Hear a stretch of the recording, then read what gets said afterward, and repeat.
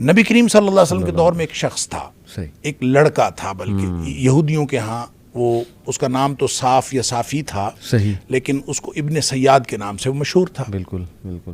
تو اب اس کے بارے میں صحابہ کرام نے باقاعدہ نبی کریم صلی اللہ علیہ وسلم سے یہ عرض کیا کہ اس کے اندر ہم کچھ چیزیں ایسی دیکھتے ہیں جو عام نہیں ہیں، عام لوگوں میں نہیں ہوتی، صحیح، لہٰذا ہمارے خیال میں وہ دجال ہے۔ بالکل ٹھیک، تو نبی کریم صلی اللہ علیہ وسلم تشریف لے گئے، آپ نے اس کے ساتھ گفتگو کی۔ اس کا مطلب یہ ہے کہ نبی پاک صلی اللہ علیہ وسلم کا اس کو کنسیڈر کرنا، وہ دجال تھا کہ نہیں تھا، اس کے بارے میں آگے بہت ساری احادیث ہیں، وہ دجال تھا کہ نہیں تھا یہ ایک الگ بات ہے، ٹھیک ہے، لیکن نبی کریم صلی اللہ علیہ وسلم نے اس کو کنسیڈر کیا، آپ نے اس کے ساتھ گفتگو کی، حتیٰ کہ وہ کوئی کہانت وغیرہ کرتا تھا، یعنی تھا تو یہودیوں کی اولاد، لیکن وہ کوئی کسی سے کہانت سیکھی تھی یا اس کے پاس کوئی ایسی چیز تھی،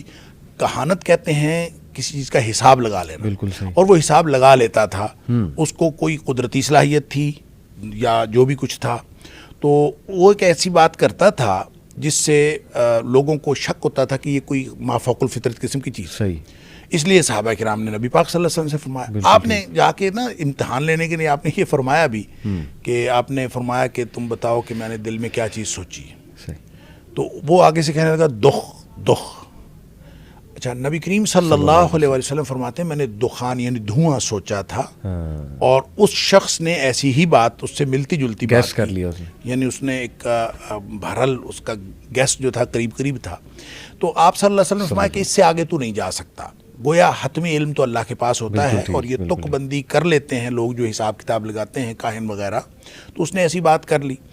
اس کے بعد وہ شخص کافی دیر زندہ رہا، وہ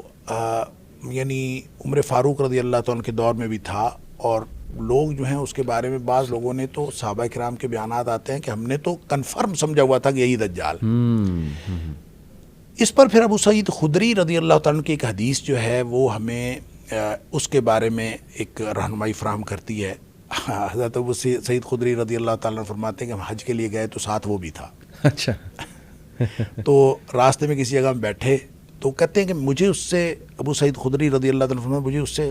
نفرت تھی، میرا دل کرتا تھا کہ یہ نا کہیں دور بیٹھے، تو اس نے کہیں سامان جو ہے دوسرے درخت کے نیچے، میں نے کہا دھوپ ہے اپنے درختوں کے نیچے بیٹھ جائے تو تاکہ دور ہو جائے، بالکل ٹھیک، تو وہ بیٹھ تو گیا دور، صحیح، تو پیاس ہمیں لگی ہوئی تھی، اس نے اپنی بکری کا دودھ دوہا صحیح، اور لا کے مجھے پیالے میں پیش کیا۔ صحیح،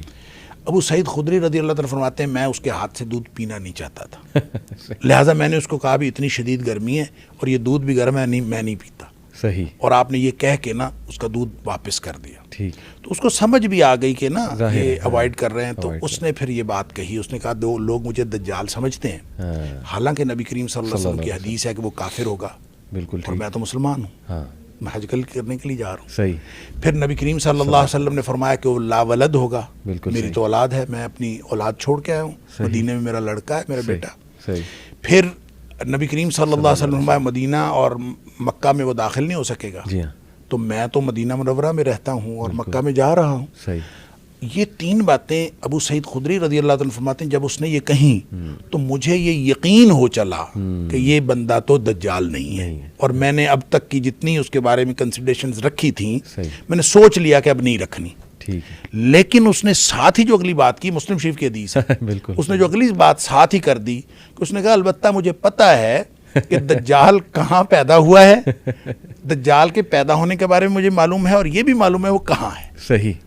بس وہ کہتے ہیں یہ بات اس نے کی تو ابو سعید خدری رضی اللہ عنہ مجھے فرماتے ہیں مجھے پھر اس بارے میں شک ہو گیا۔ صحیح، اس کے بارے میں یہ کہا جاتا ہے کہ وہ واقعہ حرہ کے بعد وہ کہیں گم ہو گیا تھا، اچھا، کہیں وہ یعنی اس کی موت کسی نے نہیں دیکھی،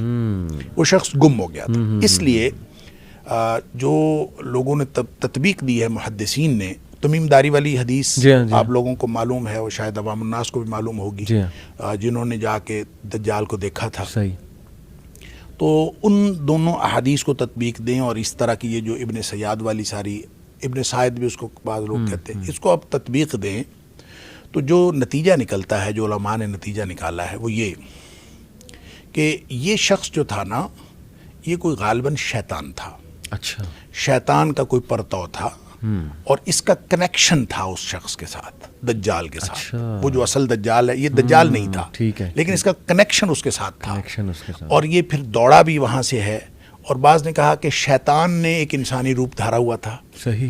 اور اس لیے لوگوں کو اس کی پیدائش اور اس کی وفات کے بارے میں کچھ علم نہیں ہے. اور بعض لوگوں کا خیال ہے کہ نہیں، چونکہ نبی پاک صلی اللہ علیہ وسلم نے فرمایا کہ دجال ایک تو نہیں ہوگا، بڑے دجال کے آنے سے پہلے بہت سارے دجال آئیں گے، صحیح. دھوکے باز بہت سارے آئیں گے، اور اس میں سے ایک دھوکے باز وہ بھی تھا. ٹھیک ہے. اس طرح کی انٹرپریٹیشن ہے. لیکن ایک بات ان ساری باتوں سے سمجھ آتی ہے کہ وہ ہوگا شخص، ایک فرد ہوگا، اور اس کی باقاعدہ تھنکنگ ہوگی، وہ انسانوں کی طرح بات کرے گا اور انسانوں کی طرح ہی وہ گفتگو کرے گا، اور انسانوں میں سے ہوگا. بالکل ٹھیک. وگرنہ اگر وہ کوئی مشین ہوتی، جی. یا اگر وہ کوئی معاشرہ ہوتا، یا مجرد فکر ہوتی، تو نبی کریم صلی اللہ علیہ وسلم اس ابن سیاد کو قطعاً کنسیڈر نہ کرتے. بالکل ٹھیک. جزاک اللہ، بڑی ڈیٹیل میں آپ نے بتایا. ایک